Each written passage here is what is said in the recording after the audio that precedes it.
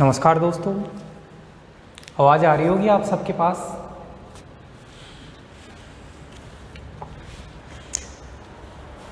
तो good morning friends, Shyam education परिवार में आपका स्वागत है। और श्याम एजुकेशन परिवार में क्या किया गया है कि कोरोना की जो महामारी चल रही है, जिसके कारण अपनी क्लासेज स्टार्ट नहीं हो पा रही हैं। बीएससी पार्ट फर्स्ट ईयर की एडमिशन्स भी काफ़ी लेट हुए हैं, एग्ज़ाम भी लेट हुई थी। तो इस वजह से ऑनलाइन क्लासेज स्टार्ट करने का डिसाइड किया गया है अपनी कॉलेज की तरफ से। तो सबसे पहले तो ये अपना फर्स्ट लेक्चर है अपना मैथमेटिक्स का। मैं राजेश यादव आपको मैथमेटिक्स पढ़ाऊँगा। और इसके अलावा क्वालिफ़िकेशंस की अपन बात करें तो जो महाराजा कॉलेज जयपुर है, वहाँ से हमने बीएससी की थी। Department of mathematics Rajasthan university का है, वहाँ से एमएससी की है। इसके अलावा CSIR नेट क्लियर है, 89 ऑल इंडिया रैंक है, गेट एग्ज़ाम क्लियर है। यूनिवर्सिटी डिपार्टमेंट ऑफ मैथमेटिक्स के गोल्ड मेडलिस्ट हैं 2017 बैच के।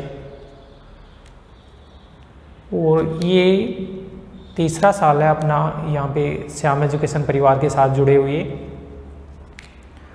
तो मैथमेटिक्स में आपको निश्चिंत रहने की ज़रूरत है, कोई दिक्कत नहीं आएगी आपको कुछ भी। और लास्ट तक हम आपका साथ देंगे। मैथमेटिक्स में अपना जो फर्स्ट ईयर है, तो फर्स्ट ईयर में सबसे पहले तो मैं आपको पेपर्स के बारे में बताता हूँ कि भाई कितने पेपर हैं, कितनी अपनी बुक चलेंगी, पेपर जो एग्ज़ाम का पैटर्न है वो क्या होता है, कैसे क्वेश्चंस आते हैं, उसके बारे में अपन पूरा समझते हैं। तो समझते हैं दोस्तों, सबसे पहले तो देखो कि अपना जो बात कर रहे हैं अपन मैथमेटिक्स की,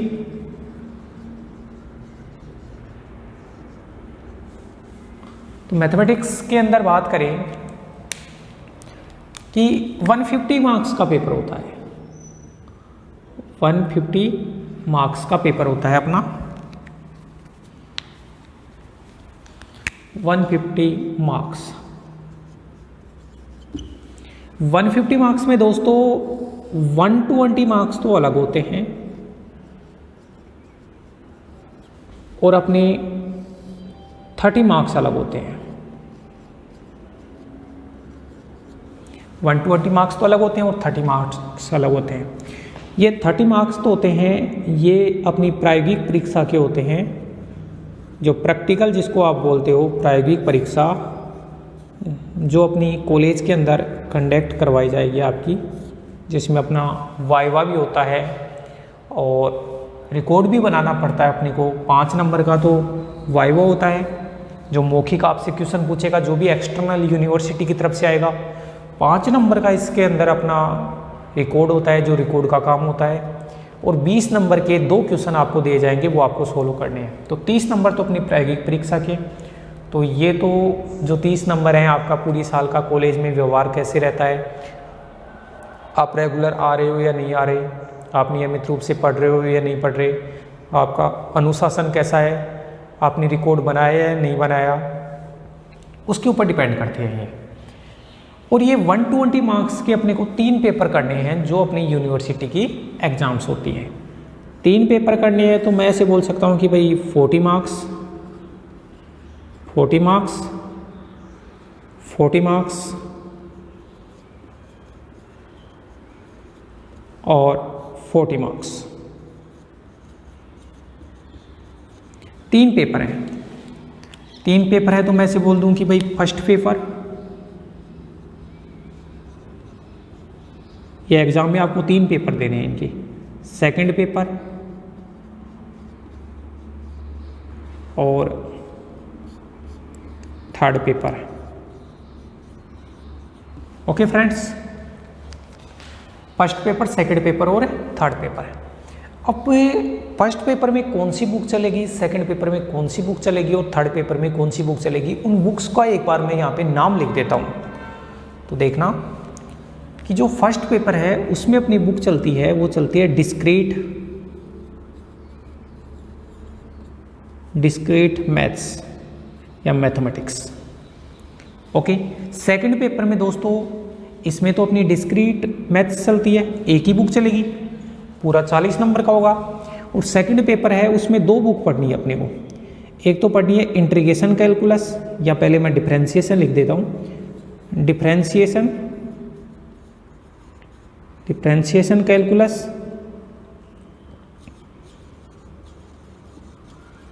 और एक चलेगी अपनी इंटीग्रेशन कैलकुलस,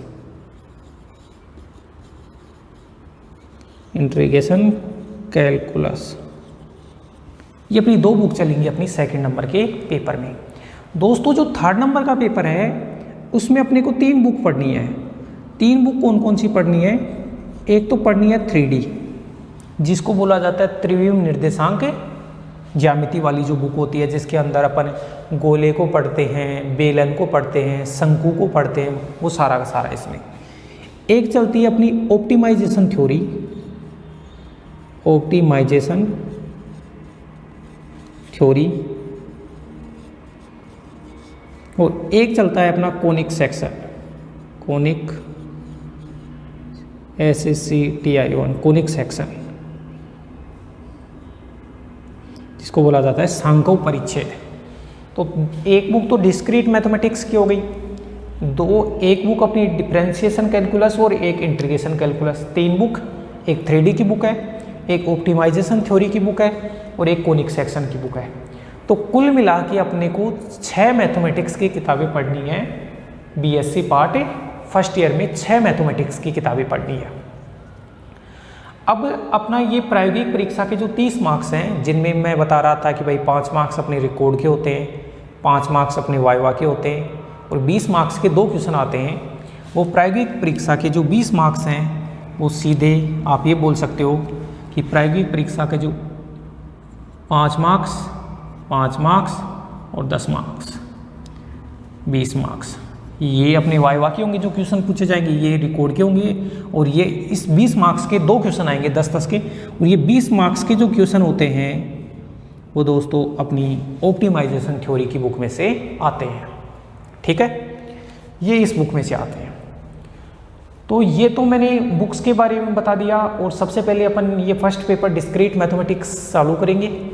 ठीक है, अब जो 40 मार्क्स है वो किस प्रकार से क्या डिवाइड होता है उसके बारे में बताता हूँ मैं, कि यूनिवर्सिटी के हिसाब से क्या होता है कि 40 मार्क्स का एक पेपर होता है, 40 मार्क्स का एक पेपर होता है, और जो प्रत्येक पेपर होता है वो यूनिट्स के रूप में डिवाइड होता है। तो कहने का मतलब 40 मार्क्स हैं तो इसमें होते हैं 5 यूनिट्स। कितने होते हैं? 5 यूनिट्स। और पर यूनिट होता है, पर यूनिट 8 मार्क्स। कितने मार्क्स हैं? 8 मार्क्स। कहने का मतलब जो 40 यूनिट, 40 जो नंबर का जो पेपर होता है, जैसे किसी भी एक पेपर की बात कर लें, जैसे ये पेपर है 40 मार्क्स का है, और जो प्रत्येक पेपर होता है वो यूनिट्स के रूप में डिवाइड होता है, और जो एक यूनिट होता है वो 8 नंबर का होता है। तो 5 यूनिट कितने नंबर के हो गए? 40 यूनिट। अब एग्जाम में क्वेश्चन कैसे आता है? एग्जाम का question format, exam question format, exam का क्वेश्चन फॉर्मेट दोस्तों कैसे होता है? ऐसे लिख के आता है, unit number first, unit number first.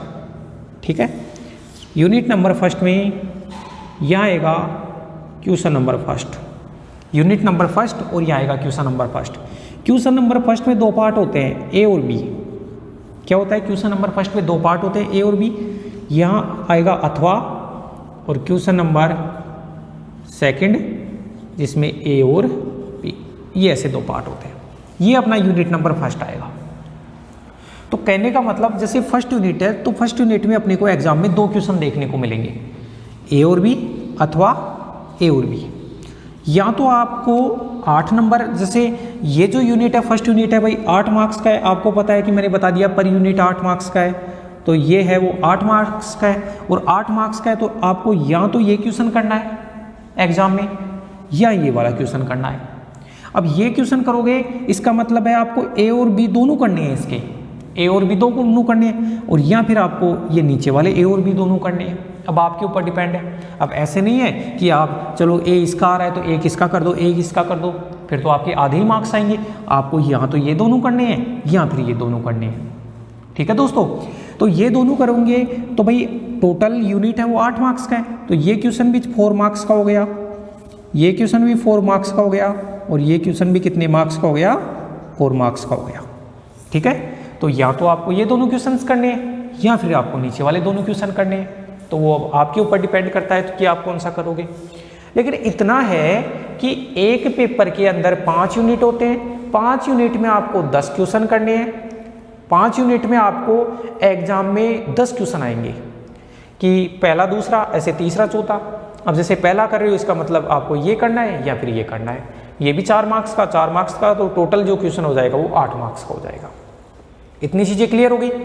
अब इतनी चीज़ें क्लियर हो गई तो सबसे पहले मैं आपको बता देता हूँ कि भाई अपन ये वाला जो डिस्क्रीट मैथमेटिक्स का जो पेपर है ये चालू करेंगे। इनको सबको समझ लेना, ये तो बेसिक अपनी इंफॉर्मेशंस हैं कि पेपर का फॉर्मेट क्या होता है, क्योंकि आपने 12th क्लास में जैसे एक बुक पढ़ के आए हो और एक बुक पढ़ के आए हो, तो अब आपको हो सकता है कि आप सोच रहे हो कि सर इतने ये है कि इतनी बुक्स हैं, उसमें क्या होगा क्या नहीं होगा। तो 6 बुक्स हैं, बहुत आसानी से हो जाएंगी। अभी सिलेबस के बारे में पता नहीं कि वो कम होगा नहीं होगा, अब जब तक कम नहीं होगा तब तक अपन तो पूरा ही मान के चलेंगे कि भाई अपना पूरा सिलेबस है। तो ठीक है दोस्तों, अपने डिस्क्रीट चालू करते हैं, उसमें फर्स्ट यूनिट चालू करते हैं। तो एक बार आप इसको उतार लियो इस पूरे फॉर्मेट को, ताकि आपको समझ में आ जाएगा कि किस प्रकार का पेपर आता है बीएससी फर्स्ट ईयर में और किस प्रकार से अपने क्वेश्चन करने हैं। आपको या तो ये दोनों क्वेश्चन करने हैं या ये दोनों क्वेश्चन करने हैं, ये भी 8 मार्क्स के हैं, ये भी 8 मार्क्स के। ऐसा है जैसे यूनिट फर्स्ट में है वैसा ही प्रत्येक यूनिट में होता है। तो इन सबको राइट डाउन कर लो, फिर अपन आगे बढ़ते हैं।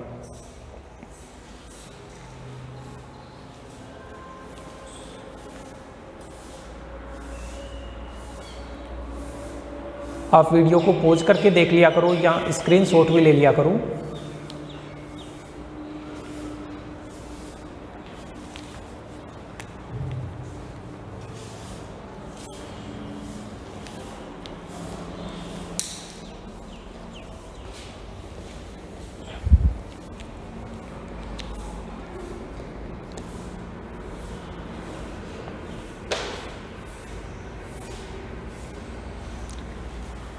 ठीक है, तो मैं इसको हटा देता हूँ एक बार, आप दोबारा से देख लेना वीडियो को चलाकर, अगर कोई प्रॉब्लम हो तो।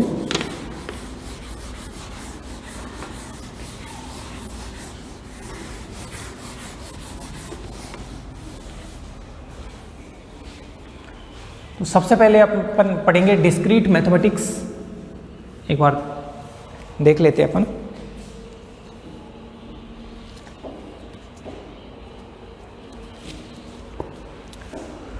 अब देखो, सबसे पहले अपन पढ़ेंगे डिस्क्रीट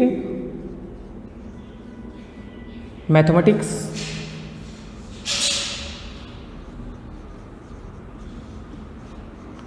जिसको बोला जाता है विविक्त मैथमेटिक्स। ये अपना पेपर फर्स्ट है। कौन सा पेपर है ये? बीएससी पार्ट फर्स्ट का पेपर फर्स्ट। अब पेपर फर्स्ट हो गया। ठीक है दोस्तों, अब पेपर फर्स्ट में सबसे पहले अपन पढ़ते हैं यूनिट फर्स्ट। सबसे पहले अपन पढ़ते हैं यूनिट फर्स्ट। अब यूनिट फर्स्ट के लिए अपने को 2 चैप्टर पढ़ने हैं। डिस्क्रीट मैथमेटिक्स के 2 चैप्टर पढ़ने हैं यूनिट फर्स्ट के लिए। पहला जो चैप्टर है मैं लिख देता हूं चैप्टर नंबर फर्स्ट और चैप्टर नंबर सेकंड। ये 2 चैप्टर पढ़ने हैं, क्योंकि अगर आप पहला चैप्टर पढ़ लोगे तो आपका पहला अथवा के ऊपर का पूरा कंप्लीट हो जाएगा मैटर, और इसको पढ़ेंगे तो अथवा के नीचे का कंप्लीट हो जाएगा। तो अभी तो मैं आपको ये दोनों ही पढ़ा देता हूँ, फिर एग्जाम में आपके ऊपर डिपेंड करेगा कि आप ये पढ़ोगे या ये पढ़ोगे, लेकिन फिलहाल तो अपन पूरा ही पढ़ लेते हैं। अब दोस्तों, जो चैप्टर नंबर फर्स्ट है उसका जो नाम है वो है sets and propositions. Sets and propositions, Hindi में बोला जाता है इसको समुच्चय एवं साध्य। ये साध्य क्या होता है कि भाई कोई भी स्टेटमेंट अपने को दिया है उसको साध्य कहा जाता है, वो आगे आ जाएगा। चैप्टर नंबर 2 है, उसका जो नाम है, चैप्टर नंबर फर्स्ट है उसका नाम तो सेट्स एंड प्रोपोजिशंस है, और चैप्टर नंबर 2 है उसका नाम है relations relations and functions. Chapter number first है, चैप्टर नंबर फर्स्ट का नाम तो सेट्स एंड प्रोपोजिशंस हो गया और इसका नाम है रिलेशन एंड फंक्शंस। बोले तो संबंध, संबंध व फलन। क्या नाम है? संबंध व फलन। तो सबसे पहले अपन चैप्टर नंबर फर्स्ट के बारे में बात करेंगे और चैप्टर नंबर फर्स्ट, और सबसे पहले अपन चैप्टर नंबर फर्स्ट डाल के सेट्स के बारे में पढ़ लेते हैं। ओके फ्रेंड्स, सेट्स, और सेट्स को बोला जाता है अपना समुच्चय। सेट्स को बोला जाता है समुच्चय।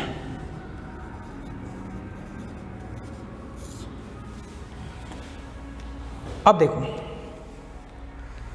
जैसे समुच्चय के बारे में मैं मानता हूं कि आपको पता होगा। क्यों पता होगा?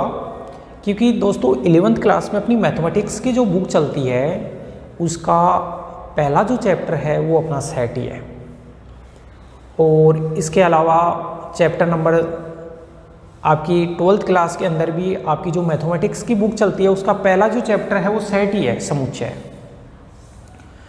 तो बताओ कि भाई सेट की जो डेफिनेशन है वो क्या होती है? तो अपन ने पढ़ा है कि a well defined collection of distinct objects is called a set. Hindi में बोले तो सुस्पष्ट सुपरिभाषित वस्तुओं का जो संग्रह होता है वो समुच्चय होता है। लेकिन आज तक ये परिभाषा का मतलब आपने क्या पढ़ा था, लेकिन आज एक अच्छी टेक्निक बताता हूँ आपको सेट को याद रखने की। देखो सेट क्या होता है कि जैसे मान लो कि क्लास में 40 स्टूडेंट बैठे हुए हैं और मैं कोई स्टेटमेंट बोलता हूँ मेरी तरफ से। अगर उस स्टेटमेंट को सुनकर सारे क्लास के स्टूडेंट्स के दिमाग में सिर्फ एक ही इमेज बने, तब तो मैं जो स्टेटमेंट बोल रहा हूँ वो सेट है, वरना सेट नहीं है। जैसे मैंने बोला कि the prime minister of India, the prime minister of India मैंने बोला तो सारे बच्चों के दिमाग में आ गया कि भाई नरेंद्र मोदी की बात कर रहे हैं सर, तो सबके दिमाग में सेम इमेज आएगी ना, तो वो सेट हो गया। लेकिन दोस्तों अगर मैं ऐसे बोल दूं कि the most beautiful lady of the world, the most beautiful lady of the world, तो बताओ फिर आप कैसे पता लगाओगे कि भाई ब्यूटीफुल कौन है? और मेन चीज़ ये है कि सब लोगों के दिमाग में सेम इमेज बनेगी, ये जरूरी थोड़ी ना है भाई। कोई किसको ब्यूटीफुल मानता है, कोई किसको ब्यूटीफुल मानता है, और ब्यूटीफुलनेस मापने का कोई तरीका भी नहीं है।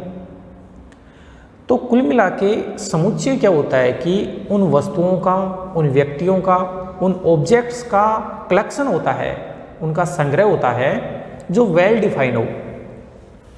वेल डिफाइन का मतलब ये है कि कोई भी अगर वो आपको ऑब्जेक्ट बोले तो उस ऑब्जेक्ट को आप देखकर ये बता सकते हो कि ये सेट में आएगा या नहीं आएगा, तो उसको सेट कहा जाता है। अब दो वर्ड है, एक तो होता है कलेक्शन और एक होता है सेट। कलेक्शन को बोला जाता है संग्रह और सेट को बोला जाता है समुच्चय। तो क्या होता है कि भाई कलेक्शन का सेट होना जरूरी नहीं, कलेक्शन का सेट होना जरूरी नहीं, लेकिन सेट होता है वो हमेशा कलेक्शन होता है। कैसे?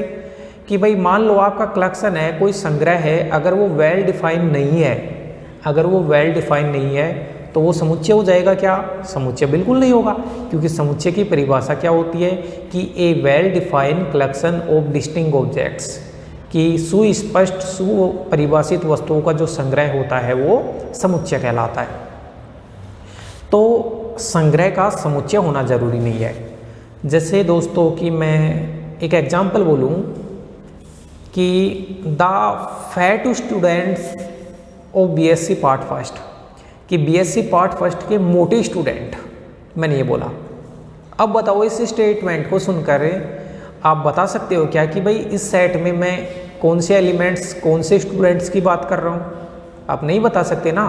लेकिन अगर मैं इसी स्टेटमेंट को ऐसे बोल दूँ कि the students which weight is greater than 70 kg, कि ऐसे स्टूडेंट जिनका वेट है वो 70 kg से ज़्यादा है, तो 70 kg से ऐसे स्टूडेंट्स का वेट ज़्यादा है तो आप आराम से सारे स्टूडेंटों का वेट मेजर कर सकते हो, और वेट को मेजर करने के बाद में उन स्टूडेंट्स को आप अलग से छांट सकते हो जिनका वेट 70 kg से ज़्यादा है, तो वो अपने सेट के एलिमेंट हो जाएंगे।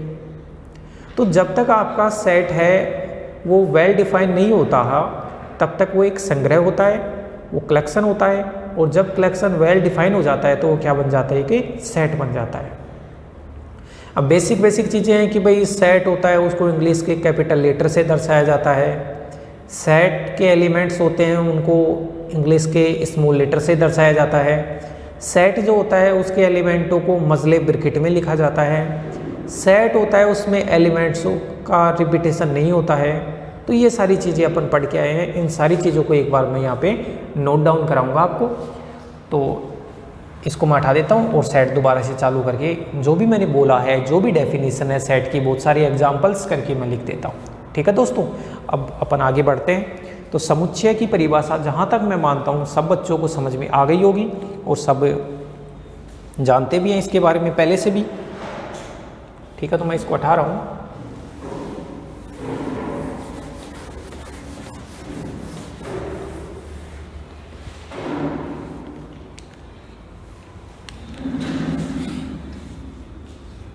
तो पहले चैप्टर में जो टॉपिक चला रहे हैं वो चला रहे हैं सेट्स, समुच्चय। समुच्चय की सबसे पहले परिभाषा, डेफिनेशन। तो सुस्पष्ट, भाई हिंदी मीडियम के बच्चे हैं तो उस प्रकार से लिखते हैं अपन, ये इंग्लिश मीडियम वालों के लिए भी, इंग्लिश मीडियम वाले अगर डेफिनेशन लिखे तो लिख देना कि a well defined collection of distinct objects, a well defined collection of distinct objects is called a set. तो डेफिनेशन में लिखूंगा कि सुस्पष्ट, सुपरिभाषित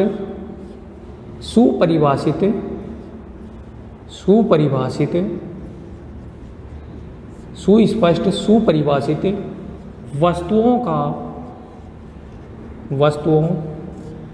का संग्रह को इंग्लिश में बोलते हैं कलेक्शन। क्या बोला जाता है? कलेक्शन। संग्रह को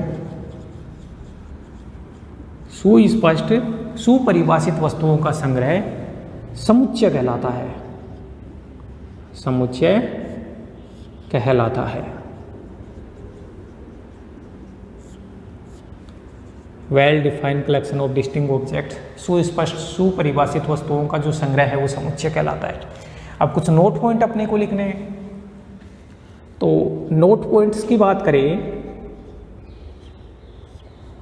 इसमें नोट पॉइंट्स अगर अपन बना के लिखे जो भी मैंने बोले थे, उसमें पहला अपन ये लिख सकते हैं कि भाई पहला नोट पॉइंट ये लिख सकते हैं कि जो सेट होता है उसको इंग्लिश के कैपिटल लेटर से दर्शाया जाता है।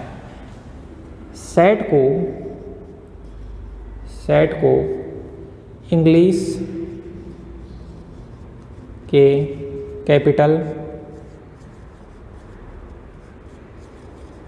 लेटर से, लेटर मतलब अक्षर, लेटर से दर्शाया जाता है। सेट को इंग्लिश के कैपिटल लेटर से दर्शाया जाता है। ठीक है, तो सेट को डिनोट किया जाता है इससे, और सेट के अंदर जो एलिमेंट्स होते हैं उनको इंग्लिश के स्मॉल लेटर से दर्शाया जाता है या लिखा जाता है। सेट के एलिमेंट्स को, एलिमेंट्स मतलब अवयव, सेट के एलिमेंट्स को इंग्लिश के स्मॉल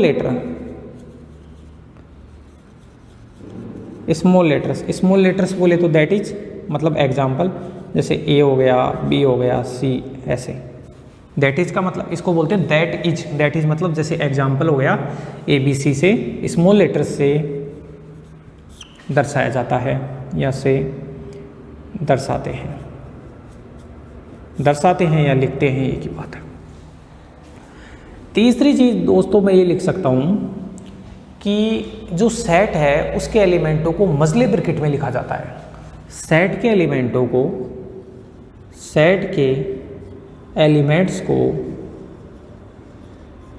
एलिमेंट्स को मजले ब्रैकेट मजले ब्रैकेट, मजला ब्रैकेट ये होता है, में लिखा जाता है, में लिखा जाता है। सेट के एलिमेंटों को मजले ब्रैकेट में लिखा जाता है। चौथा बोल सकता हूं कि सेट में कोई भी एलिमेंट है उसको दो बार नहीं लिखा जाएगा, मतलब एलिमेंटों का रिपीटेशन नहीं होता है।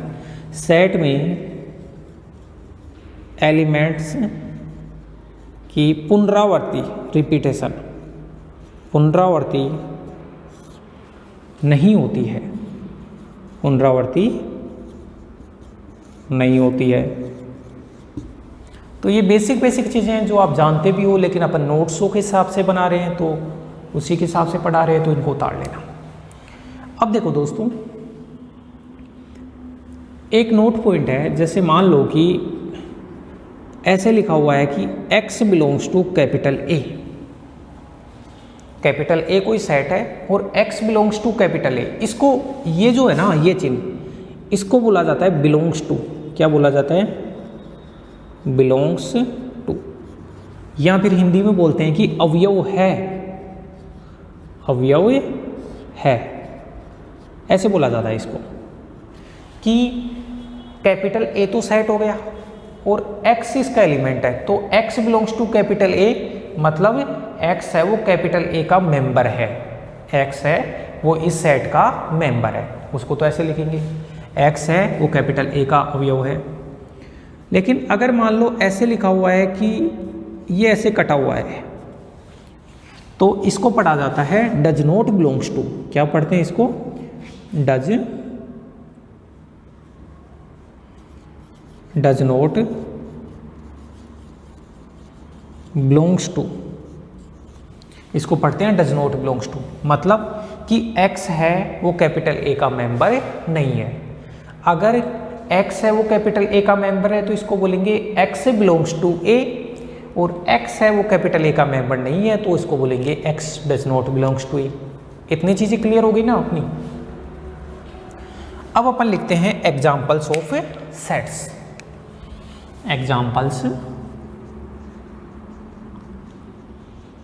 एग्जाम्पल्स की बात करें, जैसे पहला एग्जाम्पल दोस्तों, फर्स्ट एग्जाम्पल मैं लिखूं, मान लो मैंने लिखा A और A में लिखा x, इसको पढ़ा जाता है सच दैट। क्या पढ़ा जाता है? ये जो चिन्ह है, मैं यहाँ लिख देता हूँ, ये जो चिन्ह होता है इसको बोला जाता है सच दैट। क्या होता है? सच दैट, कि ये विशेषता बताता है, इसको सच दैट, ये कोमा सच दैट, ये विशेषता बताता है कि x सच दैट। अब ये x की विशेषता बताएगा, x are the vowels, x are the vowels, VOWELS, vowels मतलब स्वर of English alphabet. x are the vowels of English alphabet, ये लिखा हुआ है। तो बताओ दोस्तों, आप सीधा सीधा ये लिख सकते हो या नहीं? मैंने बोला कि x आ गए और x are the vowels of English alphabet, English alphabet के वोवल्स, तो हर बताओ प्रत्येक बच्चे के दिमाग में यही है ना कि सर बात कर रहे हैं वो AEIOU की बात कर रहे हैं, तो ये सेट हो गया। अच्छा, एक एग्जाम्पल, चलो ये ठीक है। दूसरा एग्जाम्पल की अपन बात करें, एग्जाम्पल नंबर सेकंड की बात करें, जैसे मैंने लिखा A और A में लिखा कि x सच दैट x है वो नेचुरल नंबर है और x है वो 5 से छोटा है, कि x है वो कैपिटल N का मतलब नेचुरल नंबर, प्राकृत संख्याओं का समुच्चय, और 5 से छोटा है। दोस्तों आप जानते होंगे प्राकृत संख्या होती हैं वो 1 2 3 4 होती हैं, तो बताओ 5 से छोटी प्राकृत संख्या आप 1 2 3 और 4 ये लिख सकते हो, तो कैपिटल A सेट ये हो गया। इसी प्रकार मैंने ये तीसरा बोला कि जैसे A है भाई, ये सेट को दर्शाने, अब आप बोल रहे हो सर A से ही क्यों दर्शा रहे हो, आप कैपिटल B से दर्शा सकते हो, कोई दिक्कत नहीं है। मैंने बोला x and x is root of root of x minus 1 का होल स्क्वायर बराबर 0। x माइनस 1 का होल स्क्वायर बराबर 0 का रूट। तो दोस्तों बताओ यहाँ से रूट क्या आएगा? अगर यहाँ से रूट निकालोगे तो 1,1 दो रूट आएंगे और दोनों वास्तविक हैं और दोनों रिपीट कर रहे हैं। तो बताओ सेट में कितनी बार लिखना पड़ेगा? जब भी एलिमेंट रिपीट करता है तो उसको सेट में एक बार ही लिखते हैं, तो ये लिख दिया ए। तो ये भी एक सेट है, ये भी एक सेट है, ये भी एक सेट है। तो इस प्रकार मैंने सेट के बेसिक एग्जाम्पल्स बताए और बहुत सारे एग्जाम्पल आएंगे। जैसे जैसे अपन आगे चलते रहेंगे बहुत सारे एग्जाम्पल आएंगे। बस ये तो बेसिक चीज़ें हैं। तो इन 3 एग्जाम्पल्स को राइट डाउन करो, आप सेट की परिभाषा को लिखो, इन पॉइंट्स को ध्यान रखो। मुझे पता है आते सब हैं आपको, लेकिन एक बार अपन जैसे जब भी आपको ये लेक्चर मिले तो आप एक मैथमेटिक्स की प्रॉपर कॉपी आपको परचेज करनी है और उसमें प्रॉपर तरीके से अपने नोट्स बनाने हैं। एक भी क्वेश्चन दोस्तों ऐसा नहीं आएगा जो क्लास नोट्स के बाहर आएगा, तो आप निश्चिंत रहे भाई। 3-4 साल का अनुभव है तो ऐसा कुछ भी नहीं है। एक भी क्वेश्चन अपनी मैथमेटिक्स का ऐसे नहीं आता है जो क्लास नोट्स के बाहर आता है। बस आपको जो मैटर दिया जा रहा है उसको ध्यान से पढ़िए और समझिए। तो एक बार इसको राइट डाउन करें, फिर अपन आगे चलते हैं।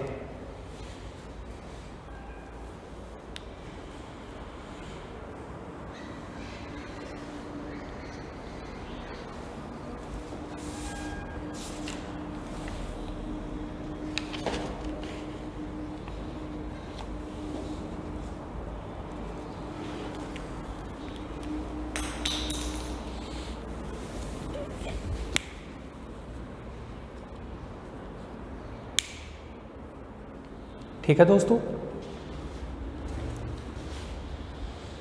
आगे बढ़ते हैं। अब कुछ स्टैंडर्ड सेट्स की बात कर लेते हैं जो बार बार अपने काम में आएंगे। हटा देता हूं मैं इसको। वीडियोज को ऑनलाइन देखना है आपको।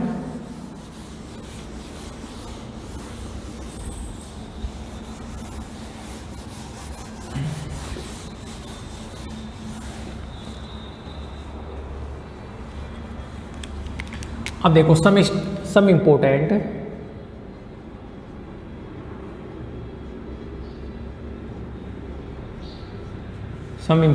Standard sets.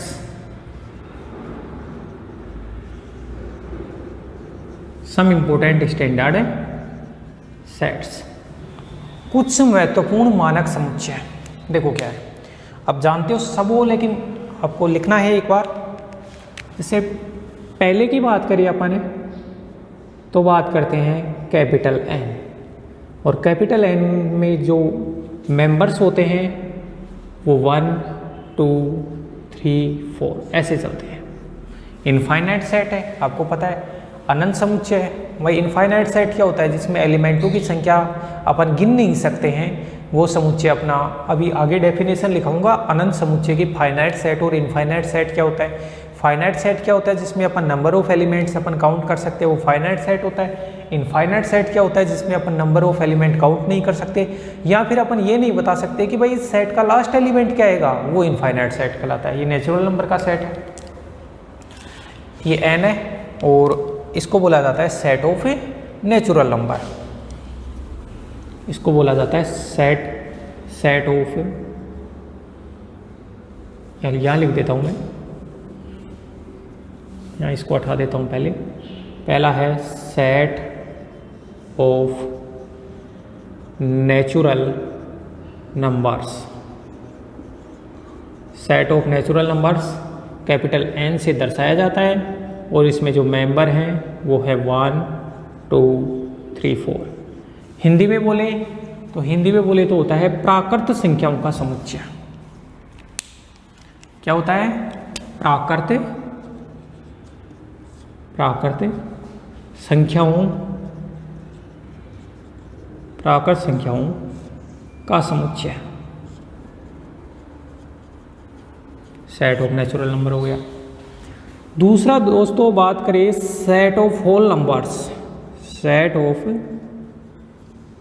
होल नंबर्स, ये क्या होता है दोस्तों? ये होता है पूर्ण संख्याओं का समुच्चय। हिंदी में बोलते हैं पूर्ण संख्याओं का समुच्चय। पूर्ण संख्याओं का समुच्चय, और पूर्ण संख्याओं के समुच्चय को अपन दर्शाते हैं W से, और इसके अंदर सारे के सारे नेचुरल नंबर तो आते ही हैं, सारे के सारे नेचुरल नंबर आते हैं, बस केवल 0 और आ जाता है। 1 2 3 4 ये सारा चलता है, इसको बोला जाता है सेट ऑफ होल नंबर्स। तीसरी बात करें दोस्तों, वो होता है set of integers, set of integers, जिसको बोला जाता है पूर्णांकों का समुच्चय। क्या बोला जाता है? पूर्णांकों का समुच्चय, पूर्णांकों का समुच्चय। इसको I से भी दर्शा सकते हैं या Z से भी दर्शा सकते हैं, आपकी मर्जी किससे भी दर्शा दो। तो इसमें क्या होते हैं कि 0 1 2 3 4 और इधर चले तो -1 -2 -3 ऐसे चलता रहता है। ये हो गया सेट ऑफ इंटीजर्स। चौथे की बात करें दोस्तों तो ये बनेगा set of rational numbers, set of rational numbers. इसको बोला जाता है परिमेय संख्याओं का समुच्चय। क्या बोला जाता है? परिमेय संख्याओं, परिमेय संख्याओं का समुच्चय, परिमेय संख्याओं का समुच्चय। इसको दर्शाया जाता है क्यों से? परिमेय संख्याओं के समुच्चय को दर्शाया जाता है क्यों से।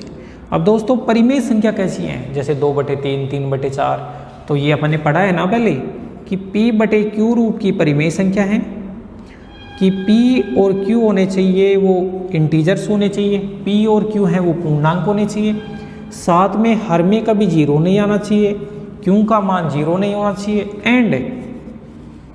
एंड P व Q सापेक्षिक अभाज्य हो, सापेक्षिक अभाज्य हो। सापेक्षिक अभाज्य का मतलब इनका महत्तम समापवर्ती कितना आना चाहिए? 1 आना चाहिए। रिलेटिव प्राइम होनी चाहिए P और Q की परिमेय संख्या है P/Q रूप में होते हैं, जहाँ पे P और Q इंटीजर है, Q का मान नॉन जीरो होना चाहिए और P और Q सापेक्षिक अभाज्य है। जैसे 5/7 या मान लो जैसे 8/4 है, 8/4 तो फिर कट के 4 ही बन जाएगा। जैसे ये 0 है, बताओ इस 0 को यहाँ पे परिमेय के रूप में लिखूँ तो 0/1 लिख सकता हूँ या नहीं? लिख सकता हूँ। 0/2 भी लिख सकता हूँ। जैसे ये 2 है, 2 को परिमेय के रूप में लिखूंगा तो 2/1 लिखूंगा। तो ये जो भी संख्या अपन ने ऊपर पढ़ी है ना, पूरी की पूरी परिमेय संख्या है। ठीक है दोस्तों, परिमेय संख्याओं के समुच्चय को क्यों से दर्शाया जाता है? 22/7 होता है, वो भी परिमेय संख्या होता है। पांचवा बात करें set of irrational number, set of irrational numbers, इसको बोला जाता है अपरिमेय संख्याओं का समुच्चय, अपरिमेय संख्याओं का समुच्चय। अब अपरिमेय संख्या क्या होती है कि भाई जो संख्या परिमेय नहीं होती वो अपरिमेय होती है।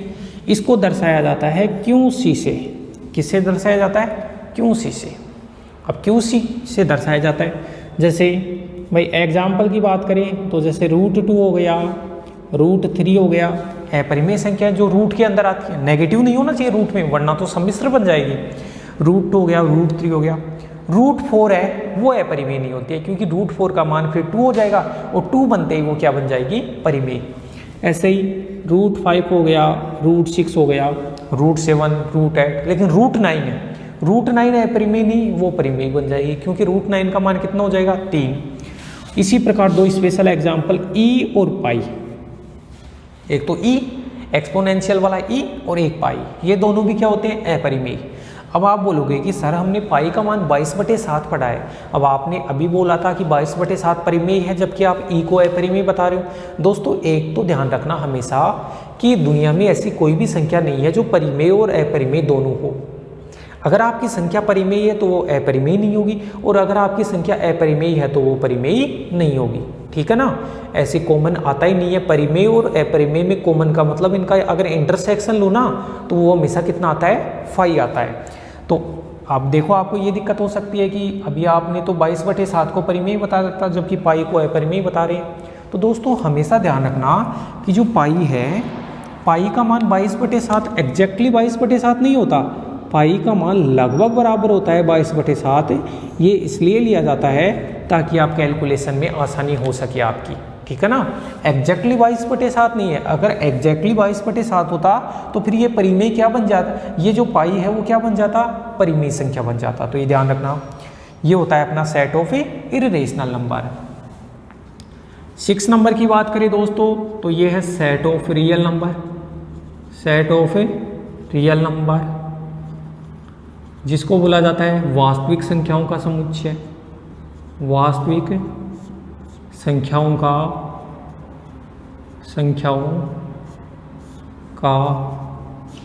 समुच्चय। वास्तविक संख्याओं का समुच्चय set of real number. Set of real number को आर से दर्शाया जाता है, ऐसे डबल बार भी लिख देता हूँ, ये कोई दिक्कत नहीं। हाँ, ऐसे लिख दो या ऐसे लिख दो, एक ही बात है। तो वास्तविक संख्याओं के समुच्चय को आर से दर्शाया जाता है। और वास्तविक संख्या क्या होता है, परिमेय और अपरिमेय का जो यूनियन होता है, परिमेय और अपरिमेय का यूनियन होता है।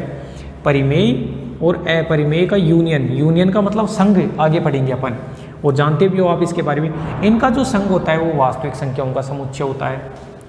7वां है दोस्तों set of complex number. Set of complex numbers.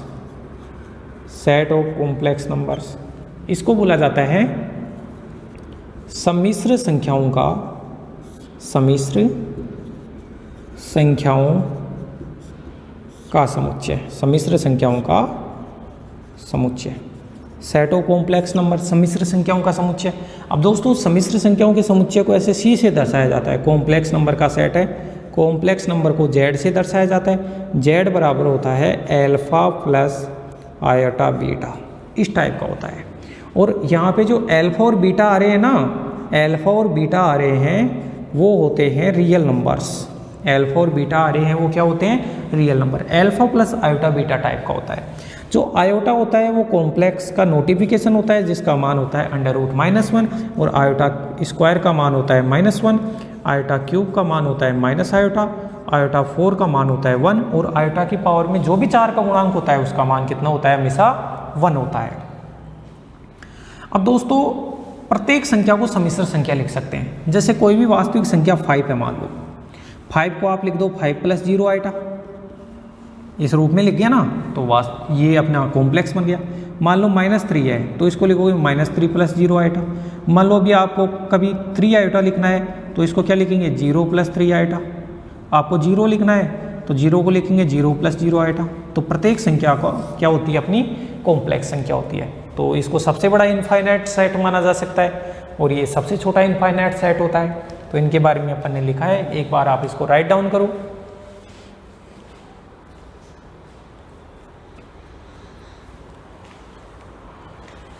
तो इस लेक्चर में अपन इतना ही बताते हैं। ये केवल बेसिक इन्फॉर्मेशन का जो लेक्चर था, जो भी अपन ने पढ़ाया है, पहले तो अपन ने यूनिट्स के बारे में बताया कि कैसे क्या होता है, कितनी किताबें अपनी चलती हैं, सेट क्या होता है, उसके बाद में स्टैंडर्ड सेट्स के बारे में। तो मैटर तो अपना थोड़ा सा ही हो पाया है, तो उसके बाद में अपन नेक्स्ट क्लास में अपन करेंगे। और जो भी स्टैंडर्ड सेट्स के बारे में पढ़ा है इनको सबको याद रखना है, आपको सेट की परिभाषा भी याद रखनी है। जो अगला लेक्चर आएगा उसमें अपन ने सेट को दर्शाने का रिप्रेजेंटेशन करने के तरीके होते हैं। रोस्टर फॉर्म होती है, टेबुलर फॉर्म होती है या रोस्टर फॉर्म होती है, एक तो एक सेट बिल्डर फॉर्म होती है, समुच्चय निर्माण विधि, वो पढ़ेंगे। इसके बाद में अपन पढ़ेंगे कि भाई अपना सबसेट क्या होता है, उप समुच्चय क्या होता है, कितने उप समुच्चय बनते हैं, किसी सेट के कितने सबसेट बनते हैं, और समान समुच्चय क्या होते हैं, तुल्य समुच्चय क्या होते हैं, डिस्टिंक्ट समुच्चय क्या होते हैं, अलग अलग समुच्चय क्या होते हैं, रिक्त समुच्चय क्या होता है, एकल समुच्चय क्या होता है, उन सब के बारे में अपन पढ़ेंगे। तो आप चैनल को लाइक करें, शेयर करें, सब्सक्राइब करें और अपना प्यार यूं ही बनाए रखें जो भी अपनी श्याम कॉलेज है उसके प्रति। ठीक है दोस्तों, अपन अगले लेक्चर में मिलते हैं। धन्यवाद।